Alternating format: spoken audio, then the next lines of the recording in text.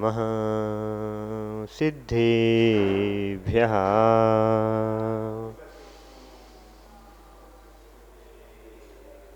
ॐ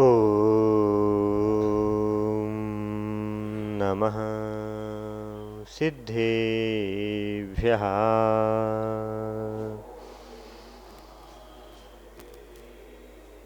ॐ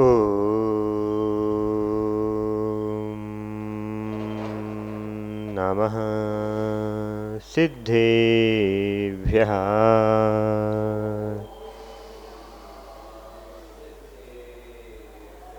अरिहन्त जय जय सिद्धे प्रभु जय जय।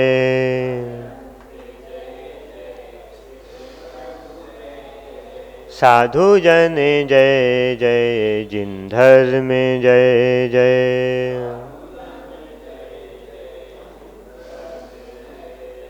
अरिहन्त मंगल सिद्धे प्रभु मंगलो।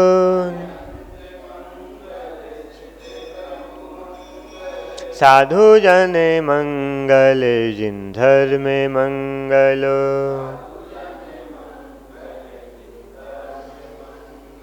तेरा मंगल मेरा मंगल सबका मंगल होवे।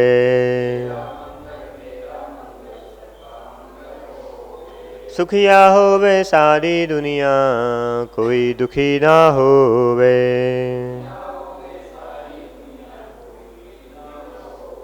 कण कण मंगल क्षण क्षण मंगल जन जन मंगल होवे। मेरे मंगल से भी पहले सबका मंगल होवे।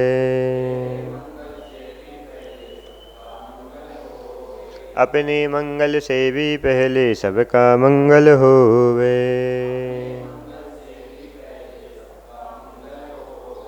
यस्य स्वयं स्वभावाप्ति अभावे कृष्ण कर्मणः तस्मै संज्ञान रूपाय नमोस्तु परमात्मने। आदिम तीर्थंकर आदि ब्रह्म आदिनाथ भगवान की, वर्तमान जिन शासन नायक महावीर स्वामी भगवान की जय। द्वादशांग जिनवाणी माता की जय। आचार्य पूजपा स्वामी महामुनि राज की जय। संत श्रवणी आचार्य गुरु श्री विद्यासागर जी महामुनि राज की जय। आचार्य प्रभु श्री समय सागर जी महामुनि राज की जय। वात्सल्य मूर्ति निरापर मुनि श्री समता सागर जी महामुनि राज की जय।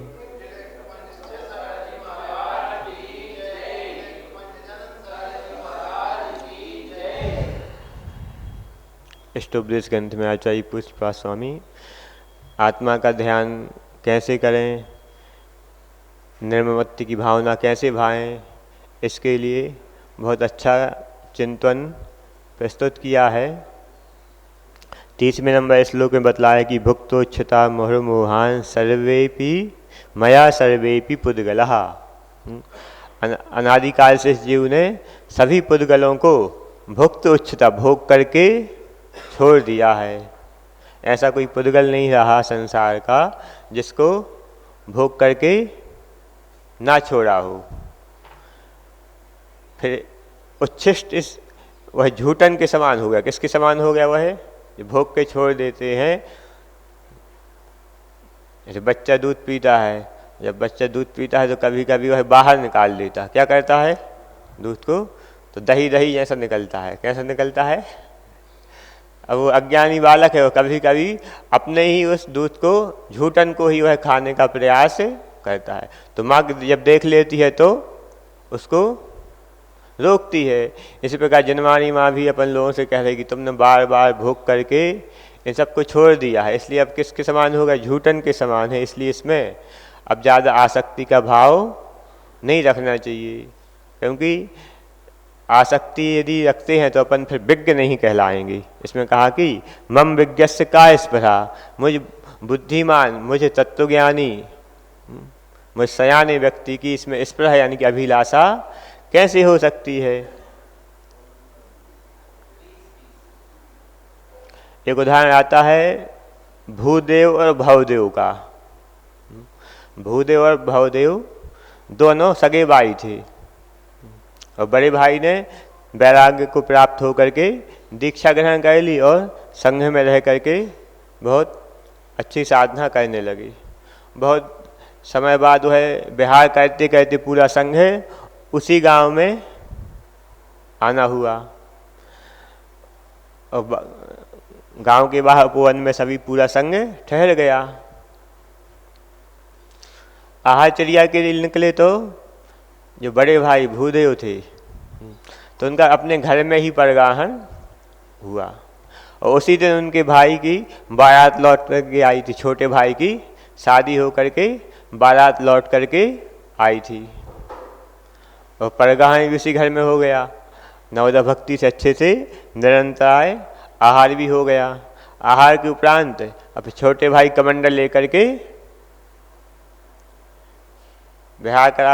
आहार के बाद छोड़ते हैं, जाते कि नहीं जाते कमंडल, जहाँ तक है ऐसे यहाँ पर लोग आते हैं।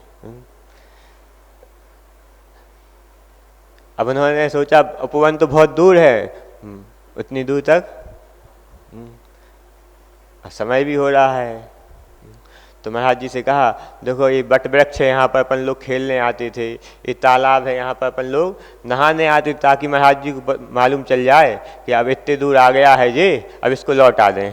परंतु महाराज जी उसको लौटाते नहीं हो, कमंडल वही पकड़े रहता और पहुँचते पहुँचते कहाँ पहुँच जाता है चलते चलते, जहाँ मुनि संघ विराजमान था वहाँ सारे मुनि संघ का दर्शन करते हैं, वंदन करते हैं और फिर परिचय भी प्राप्त हो जाता है साधकों की द्वारा कि ये भूदेव के मुनिराज के छोटे भाई हैं।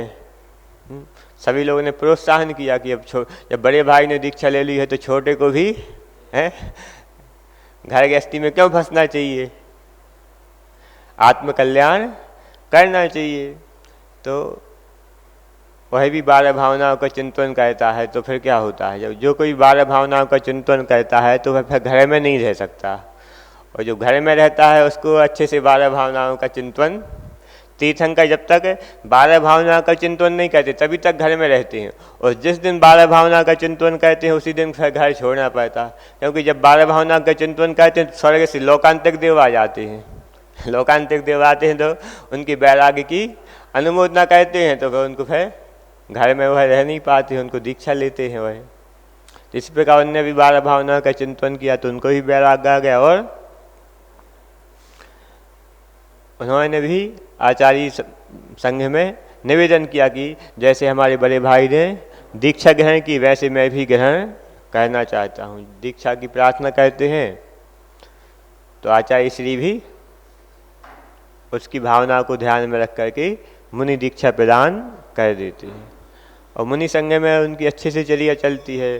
फिर कालांतर में दोनों भाई पृथक विहार करते हैं संघ से, और बहुत अच्छी चर्या अच्छी प्रभावना करते करते अपना धर्म ध्यान कर रहे थे, परंतु बड़े भाई की अचानक समाधि हो जाती है। अब बचते हैं छोटे भाई भवदेव। अब जब अकेले बचते हैं तो उनको घर की याद आने लगती है कि उसी दिन तो हमारी शादी हुई थी और उसी दिन हम आहार हुई, और आहार के बाद छोड़ने गए, और सभी की प्रेरणा से हमने फिर दीक्षा का निवेदन किया और दीक्षा ही मिल गई है। परंतु हमारी पत्नी का क्या हाल होता होगा, उसकी याद आने लगी। दीक्षा ग्रहण करना बात अलग है, और वैराग्य को हमेशा टिकाए रखना अलग बात है। वैराग्य तो कभी भी आ सकता है, आप लोगों को भी आ जाता है क्षणिक वैराग्य तो है।